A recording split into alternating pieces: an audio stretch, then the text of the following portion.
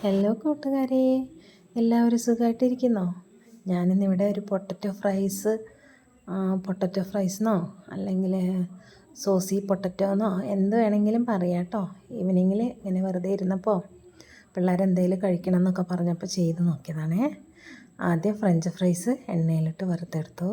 അതിനുശേഷം ഒരു പാനിൽ ആ ഫ്രൈ ചെയ്ത എണ്ണ ഇത്തിരി ഒഴിച്ചിട്ട് അതിലൊരു 4-5 അല്ലി വെളുത്തുള്ളി കുനുകുനാ കട്ട് ചെയ്തിട്ട് അതിട്ടിട്ട് ഒന്ന് ബ്രൗൺ ആകുമ്പോഴത്തേനും അതിൽ കുറച്ച് ടൊമാറ്റോ സോസ് ഒഴിച്ചു കൊടുത്തു. ടൊമാറ്റോ സോസ് കുറച്ച് കൂടുതൽ വേണം കേട്ടോ. എന്നിട്ട് അത് നന്നായിട്ട് തിളച്ച് വരുന്നവരെ നന്നായിട്ട് മിക്സ് ചെയ്യണം കേട്ടോ. ആ കുറച്ച് വെള്ളം കൂടി ചേർക്കുന്നുണ്ടേ സോസിൽ. വെള്ളവും കൂടി ടൊമാറ്റോ സോസ് നന്നായിട്ട് മിക്സാക്കി എടുത്തതിന് ശേഷം നമ്മൾ അതിനകത്തോട്ട് കുറച്ച് പെപ്പർ പൗഡറും ഉപ്പും കൂടിയാണ് ഇട്ടത്. എന്നിട്ട് അതും ഒന്ന് നന്നായി മിക്സ് ചെയ്തതിന് ശേഷം ഇത്തിരി ചില്ലി സോസിൻ്റെ ആവശ്യമുണ്ടേ. കുറച്ച് ചില്ലി സോസ് വേണം, കുറച്ച് സോയാ സോസ് വേണം, ഒത്തിരി വേണ്ട കേട്ടോ.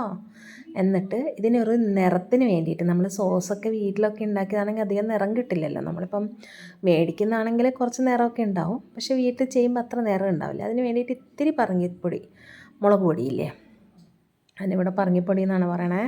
മുളക് പൊടി ഇടുക. മുളക് പൊടി ഇട്ടിട്ട് ഇത്തിരി ചില്ലി ഫ്ലാക്സും കൂടി ഇടുക.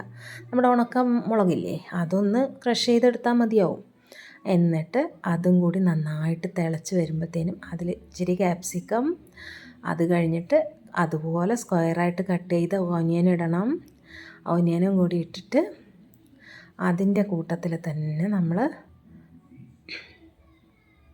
അത് രണ്ടും കൂടി ഒന്നായി കുറച്ചൊന്ന് വെന്തോട്ടെ. ആ വെള്ളത്തിൽ കിടന്നിട്ട് സോസും എല്ലാം കൂടെ മിക്സ് ചെയ്തിട്ട് വെള്ളത്തിൽ കിടന്ന് ഈ പൊട്ടറ്റോ ഒന്ന് അതിൻ്റെ കൂട്ടത്തിൽ നിന്ന് മിക്സ് ചെയ്തെടുക്കുക കേട്ടോ.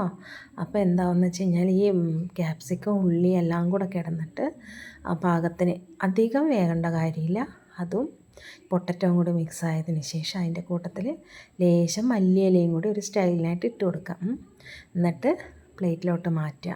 ഇതിൻ്റെ ഏറ്റവും ടേസ്റ്റ് എങ്ങനെയാണെന്ന് വെച്ചാൽ ആ ഓയിലിൽ നമ്മൾ ആദ്യം വെളുത്തുള്ളി മുരിച്ചെടുക്കുന്നില്ലേ, അതാണ് ഇതിൻ്റെ ശരിക്കും ഫ്ലേവർ. സൂപ്പർ ടേസ്റ്റിയാണ്.